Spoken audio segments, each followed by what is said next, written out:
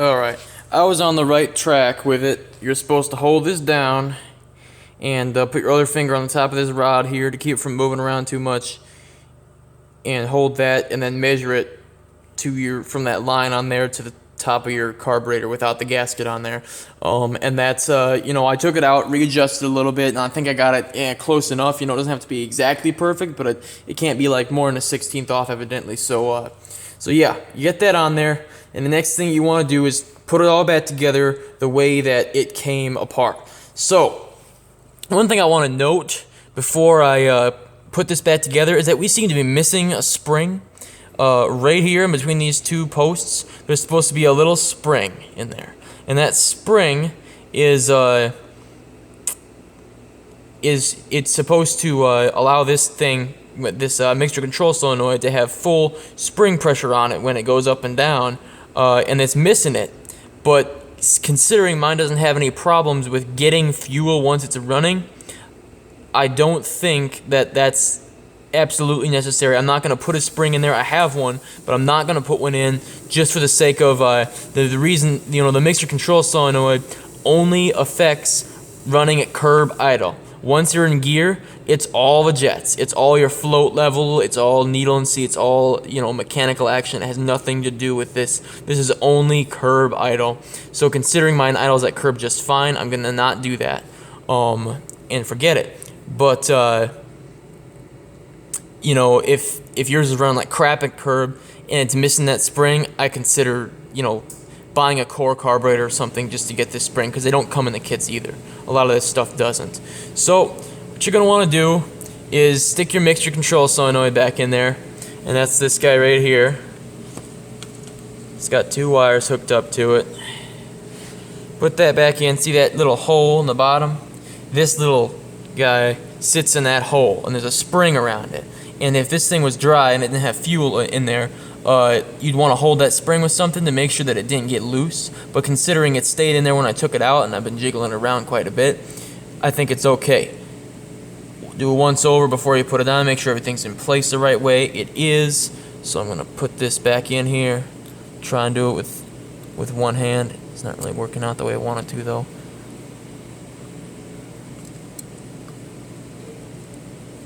See that spring kind of got messed up down there. Alright, I'm going to pause. Alright, sorry about that. That just wasn't going to work with one hand. I had to do it with two. So I got that back in 11.5 turns, exactly as it came out. I'm going to put the screw back into this to hold that in place for me. And then I'm going to put my primary metering rods back in and show you what's what on that. Alright, so now I got my primary metering rods in there. The one with the coarse spring on the right, and the one with the fine spring on the left, just as they came out. Take your cover for it, this little plate here, and put that right over the top. Careful not to hit anything. See, these metering rods are going to go through those holes there. So you want to make sure that lines up. Look at it from above here. Put that on there, and it just sort of sits on there. It's going to want to push it down like that so it gets in there. That's going to hold everything in place, right? And normally I'd say put this back in, but because of the gasket's got to go on before that, we're not going to do that just yet. But what I am going to do is take my accelerator pump, and I know I said I was going to test this and make sure it operated correctly, but it seems to be a good one. You just want to make sure you take it, squeeze it a couple times. What the hell just came out of there? Oh, fuel. Squeeze it a couple times, make sure it squeezes, comes down, goes down all the way, comes up, back up all the way. Make sure that this thing isn't swollen up, and it doesn't appear to be. Sometimes you put ethanol fuel in these things and they swell up. Make sure you look at that.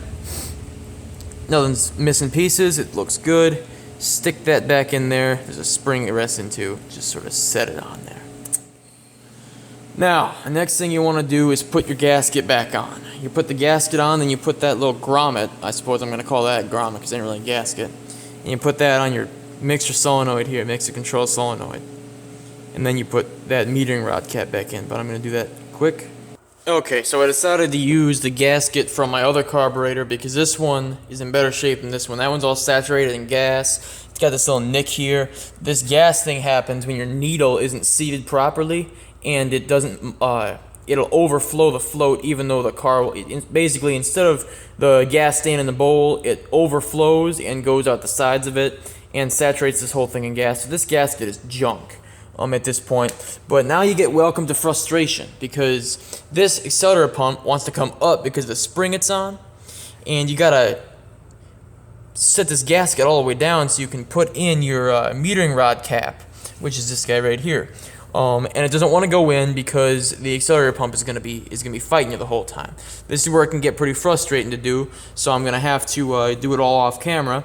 But what I did with my grommet for this is I actually jammed it into the air horn there. So I don't have to worry. That's one less thing I have to worry about. The other thing that's going to make this extra frustrating than putting a regular air horn on a regular quadrajet is this throttle position sensor lever is going to want to hang down and get caught and basically screw everything up. So you're going to want to take a flat feeler gauge or something similar like a putty knife or something like that and wedge it in between the air horn and the carburetor body just like that, so this lever stays up and the pump stays down. And it's gonna be a real pain in the butt, but once you get it, I promise you'll feel better. Yeah, basically this, it helps to have a partner to do it with, because this here metering rod cap, you got to put that on too, because you forget that, your car's not going to run at all. So, debating whether to end the video here and put the rest into a part 5 or 4 or whatever the hell part we're on. So I think that's what I'm going to do. So I'll see you in the next part.